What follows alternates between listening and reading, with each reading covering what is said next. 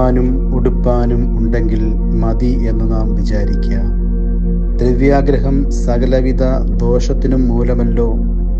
ഇത് ചിലർ കാക്ഷിച്ചിട്ട് വിശ്വാസം വിട്ടകന്ന് ബഹുദുഃഖങ്ങൾക്ക് അധീനരായി തീർന്നിരിക്കുന്നു. ന്യായമായ മാർഗത്തിൽ കൂടിയുള്ള ധനസമ്പാദനം ഒരിക്കലും കർത്തൃഹിതത്തിനെതിരല്ല.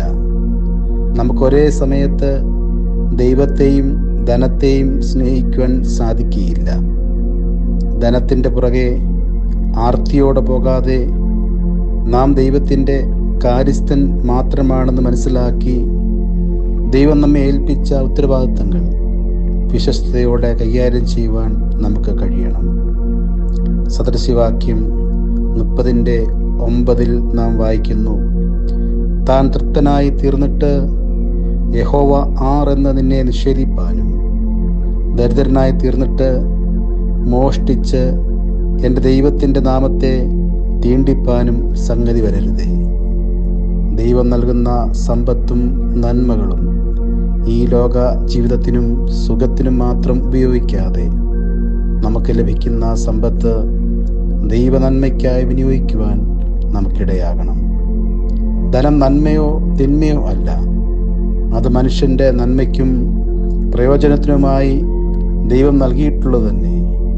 ഉചിതമായും ഫലപ്രദമായും സ്വന്തം കാര്യത്തിനെന്ന പോലെ സമൂഹത്തിൻ്റെ നന്മയ്ക്കും ഭദ്രതയ്ക്കും ഉതകുവാനായിട്ടാണ് അത് നാം ഉപയോഗിക്കേണ്ടത്.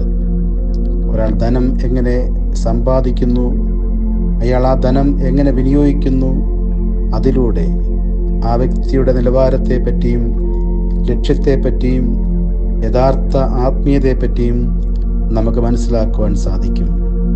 ആയതിനാൽ ഈ പരിശുദ്ധ നോമ്പനുഷ്ഠാനത്തിലൂടെ ദൈവം നമുക്ക് നൽകിയിരിക്കുന്ന സമ്പത്തിനെ മനുഷ്യ നന്മയ്ക്കായി ദൈവഹിതപ്രകാരം വിനിയോഗിക്കുവാൻ സാധിക്കട്ടെ. നമുക്ക് പ്രാർത്ഥിക്കാം. കാരുണ്യവാനായ സ്വർഗ്ഗസ്ഥ പിതാവേ, അവിടുന്ന് ഞങ്ങളെ അങ്ങയുടെ വിശ്വസ്ത കാര്യസ്ഥരായി നിയമിച്ചിരിക്കുന്നുവല്ലോ. അവിടുന്ന് നൽകുന്ന ധനത്തെ മനുഷ്യ നന്മയ്ക്കായി വിനിയോഗിക്കുവാൻ ഞങ്ങൾക്ക് സംഗതിയാകണമേ. ദൈവത്തെക്കാൾ ഉപരി ധനത്തിന് പ്രാധാന്യം കൊടുക്കാതെ അങ്ങിൽ പൂർണ്ണ സങ്കേതം അർപ്പിച്ച് ജീവിക്കുവാൻ ഞങ്ങൾക്കിടയാകണമേ. ആമേൻ.